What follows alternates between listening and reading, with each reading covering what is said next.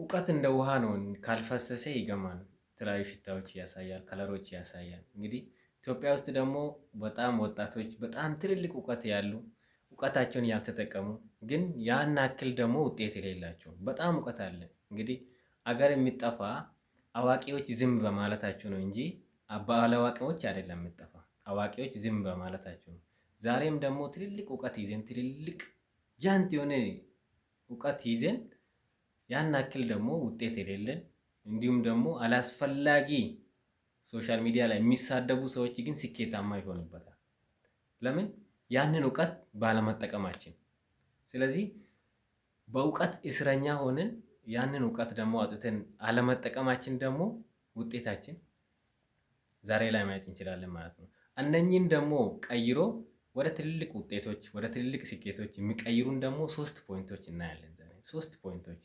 አንደኛ ላይ ማቆ እውቀት በቂ እንዳልሆነ አንድ ሰው ከተሰማ እውቀት ለዛ ነው። እውቀት ውሃ ካልፈሰሰ የተለያዩ ሽታዎችን ያሳያል፣ እንዲሁም ደግሞ ከለር ያሳያል፣ ይገማል ማለት ነው። አንዳንዴ የምናውቀው እውቀቶችም ደግሞ ወደ ተግባር ካልቀየር ነው የምናውቀው ራሱ አይመስለንም፣ እንጠራጠራለን። የምናውቀው እውቀት መጠራጠር ማለት ነው።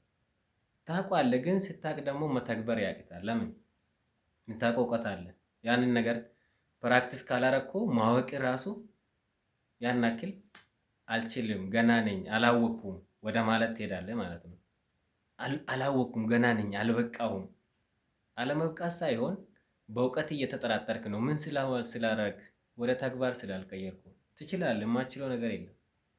ዓለም እጅ ላይ ይዘ ስልክን ዓለም ነች ስልክ እጅ ላይ ይዘ ያንን ዓለም ደግሞ የምትፈልገው ነገር ጠይቀ ማወቅ ትችላለህ። ግን የምታውቀው ራሱ ለመተግበር ዝግጁ አይደለም። ስለዚህ ዓለምን እጅ ላይ ይዘ አልችልም፣ ገና ነኝ፣ አልበቃው ወደ ማለት እንሄዳለን ማለት ይሄ ነው ትልቁ ወደ ስኬት እንዳንሄድ ጎትቶ ወደ ላይ ያስቀረን። እንችላለን እንደማንችል ውስጣችን ይሰማናል ማለት ነው። ሁለተኛ ደግሞ ይሉንታ፣ ሰው ምን ይለኛል?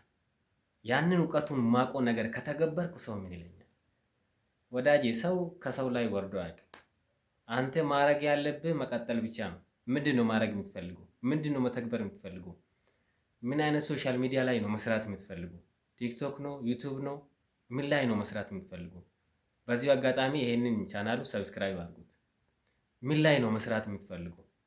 ያንን መስራት የምትፈልገው ሀሳብን መስራት፣ ቪዲዮ መስራት ከሆነ ቪዲዮ ወደ መስራት፣ ሰው ምን ይለኛል ሳይሆን እኔ ለሰዎች ምን ይላለው በል። ሰዎች ላይ የሆነ አቃንቅር የምታወጣ ከሆነ ኔጌቲቭ ነገሮች የምጥል ከሆነ ሰዎችን እየጎዳን አንተ ተው።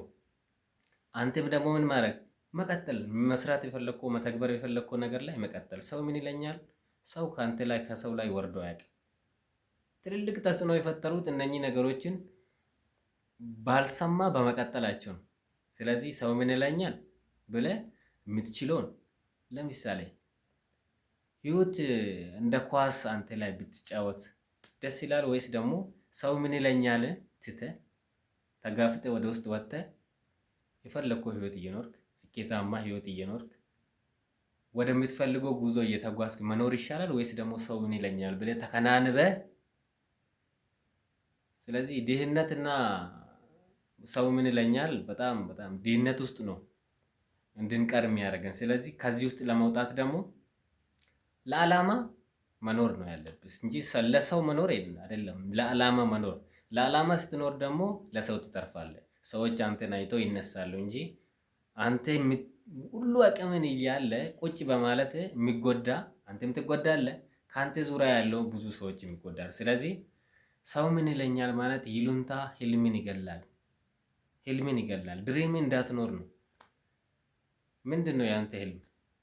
ያ ህልም እንዳትኖር ህልም ጋር እንዳትደርስ ነው የሚያደርገው። ቤት ያስቀራል። ቁጭ ብሎ በቃ ጂኒየስ የሆኑ ሰዎች ቁጭ ብሎ ቤት አልቀሩ። ሰው ይሉንታ በመፍራት ማለት ነው። ይሉንታ መፍራት የለብም። በመጋፈጥ ውስጥ ነው ነገሮቹን እንጂ ይሉንታ ሰው ምን ይላል? አዎ የሆነ ነገር ስትተገብር በኔጋቲቭ ትተረባለህ፣ ብዙ ነገር ትባላለህ። ያንን ሁሉ ነገር ችለህ ግን ለዓላማ ለህልም ስትኖር ህልሜን ማሳካት የሚችለው ህልሜን መኖር የሚችለው ያንተ እናት ወይ ያንተ አባት ወይ ያንተ እህት አይደለም። አንተ ራስህ ነህ ህልሜን መኖር የሚችለው። ህልሜ ስትኖር ደግሞ ለብዙዎች ትተርፋለህ። ለሰው የሚቆረስ ህይወት መኖር ትችላለህ ማለት ነው። ለሰውም ትተርፋለህ። ሌላ ደግሞ ሶስተኛ እንደዚህ አሁን እውቀት አለን፣ እውቀቱን ያልተጠቀምነው እንዲሁም ደግሞ ይሉንታ ወጥሮ ይዞናል። እነኚህ ሶስቱን ደግሞ ሊያጠፋልን ራሱ የሚችለው የምናውቀው ነገር ልምምድ ስለሌለን በራስ መተማመን የለም። ጂኔስ ነን፣ እናውቃለን። ታውቃለህ ማለት ነው፣ ታውቃለሽ። ሁለተኛ ደግሞ ይሉንታ ሰው ምን ይለኛል ወጥሮ ይዘዋል። ያንን ነገሮች ደግሞ ለህልም መኖር አለብን፣ ለህልም መኖር አለብን። ሶስተኛ ደግሞ የምታውቀው ነገር ላይ ልምምድ ስለሌለ ያንን ልምምድ ደግሞ በራስ መተማመኑ የሚመጣ በመቀመጥ አይደለም። አንድ በራስ መተማመን የሚመጣ ከስራ በኋላ ነው የሚመጣ። ከመተግበር የተገበርከው ነገር ላይ እየተለማመድክ ስትሄዶ በራስ መተማመን ይመጣል ማለት ነው። ያ በራስ መተማመን ደግሞ ወደምትፈልገው ስኬት፣ ወደምትፈልገው ጎዳና እንድትጓዝ ያደርጋል ማለት ነው። ስለዚህ ልምምድ ስታጣ በራስ መተማመኑ ፍርሃቱ፣ ብዙ ነገሮች ይጨንቃል፣ ይወጥራል፣ ልብ ድው ድው ድው ይላል። የሆነ ቪዲዮ ሰራለሁ ስትል እነዛ ነገሮች ሁላ በዜሮ ማባዛት የሚችሉ በመተግበር እየፈራ ተግበር እስቲ። ሁለተኛ ቀን፣ ሶስተኛ ቀን፣ አራተኛ ቀን፣ አምስተኛ ቀን እያደረግ የሆነ ጊዜ አታስታውሱ። መፍራትን ራሱ አታስታውሱ። መስራትን ብቻ ነው የምታውቀው እንጂ መፍራትን አታስታውሰው። ዓለም ላይ ተጽዕኖ የሚፈጥሩ ሰዎች ደፋር ስለሆኑ ነው እንዴ? በአንዴ ነው ገቡበት አይደለም።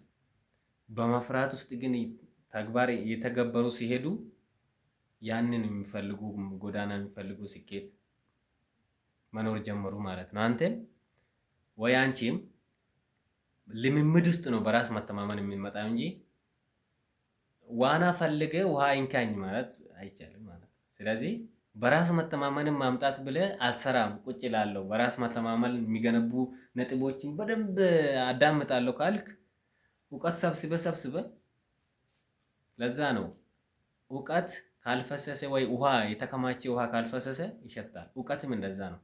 የምታውቀው እውቀት ከተከበርክ አዲስ ነገሮች እየተለማመድክ ስትል የምታውቀው ትንሽ መሆኑና የማታውቀው ግዙፍ መሆኑን ትረዳለህ። ያኔስ እንደማታውቅ ይገባል ማለት ነው። ከዛስ የምታውቀው እየተገበርክ ወደ ስኬት ጎዳና ትሄዳለህ።